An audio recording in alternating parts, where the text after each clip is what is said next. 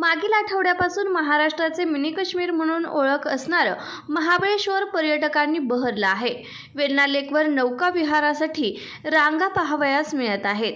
गुलाबी थंडीचे आणि निसर्गाचे अद्वितीय लेणे लाभलेले निसर्गरम्य पर्यटन स्थळ अशी महाबळेश्वरची ओळख आहे। दरवर्षी देशभरातून लाखो पर्यटक विविध हंगामात येथे भेटी देतात।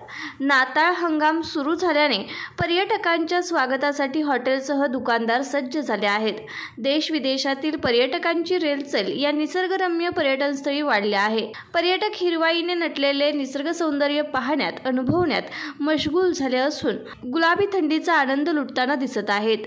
नववर्षाच्या स्वागतासाठी अनेक जण विविध ठिकाणी फिरायला जात असतात। याच्याच पार्श्वभूमीवर महाराष्ट्राचे मिनी काश्मीर म्हणून ओळखलं जाणारं महाबळेश्वर पर्यटकांनी बहरलं आहे। नववर्षाच्या स्वागतासाठी या ठिकाणच्या बाजारपेठाही विद्युत रोषणाईने सजल्या आहेत। तसेच नौका विहारासाठी प्रसिद्ध वेण्णा लेक परिसरात जत्रेचे स्वरूप पाहायला मिळत आहे।